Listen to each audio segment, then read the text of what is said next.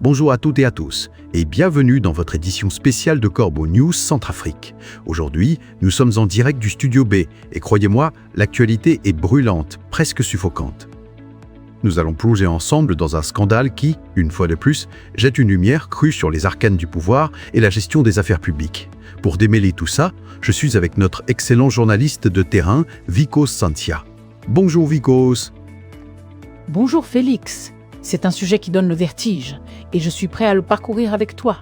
Les révélations du ministre Roméo Gribangui, contrôleur du secteur parapublic, lors de son passage sur Guira FM, exposent des lacunes profondes dans nos entreprises d'État. Ces propos, bien au-delà de simples annonces de réforme, confirment une période où l'administration a totalement dérivé. L'illégalité et l'impunité ont malheureusement défini la gestion au sommet de notre État. L'illégalité et l'impunité, c'est ce que tu dis, Vikos ? Le ministre lui-même nous avoue ça à mots couverts, mais il l'admet. C'est quand même sidérant de la part de quelqu'un qui est censé contrôler. De quoi parle-t-on exactement, là, quand on évoque cette dérive ? Félix, le premier point noir, c'est le maintien d'administrateurs dont le mandat était tout simplement caduc. Roméo Gribangui a reconnu que des conseils d'administration prenaient des décisions et engageaient des dépenses publiques sans la moindre légitimité juridique. Cette pratique s'est étendue jusqu'à ce que le Premier ministre doive signer une circulaire pour bloquer les actes de ces équipes qui opéraient en dehors de la loi.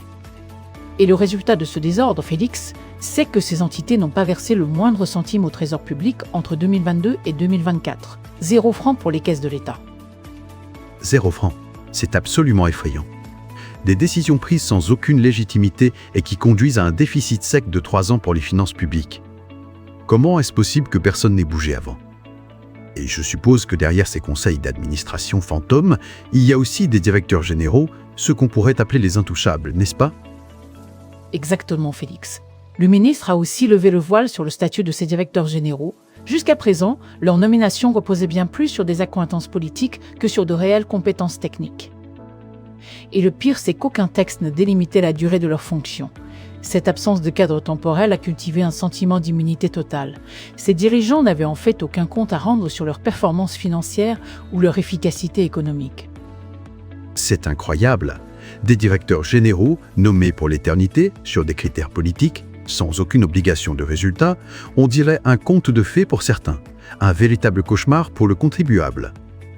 Mais alors, qu'est-ce que le pouvoir exécutif de l'empereur Faustin nous propose pour corriger cette situation qui semble, disons, avoir perduré un certain temps ? Pour tenter de réformer ce système, Félix, le pouvoir exécutif présente un projet de loi qui modifierait le texte existant depuis 2020. L'ambition affichée est d'ouvrir des appels à candidature aux cadres compétents et de limiter la durée des fonctions des directeurs généraux à 5 ans. Il devrait également signer une lettre de mission et subir des évaluations régulières avec, à la clé, une possible révocation. Mais le ministre Roméo Gribangui admet lui-même qu'une loi n'est qu'un outil. L'avenir de ce secteur ne tiendra, selon lui, qu'à l'application concrète des sanctions et à un réel changement de mentalité en matière de gouvernance. Un changement de mentalité, Vikos ? Quand on sait que l'empereur Faustin Archange Touadéra est aux commandes depuis des années et que ce genre de pratique s'est solidement installé sous son règne, on a du mal à croire à cette promesse du mérite. Une loi, c'est un outil, oui, mais encore faut-il la volonté politique de l'appliquer, surtout quand elle doit s'attaquer à des réseaux et des habitudes aussi profondément ancrées. On verra ce qu'il en est, mais l'optimisme n'est pas de mise pour l'instant. Merci beaucoup, Vikos, pour ces éclaircissements glaçants. Merci à toi, Félix. C'était un plaisir. Pour Corbeau News Centrafrique, cette chronique a été rédigée par notre directeur de publication Alain Zillo. Nous vous rappelons que vous pouvez nous joindre via WhatsApp ou par téléphone au +1 36 75 guingoisante 2 75 ou +1 36 75 guingoisante 2 75. Restez connectés pour plus d'informations. Au revoir à toutes et à tous.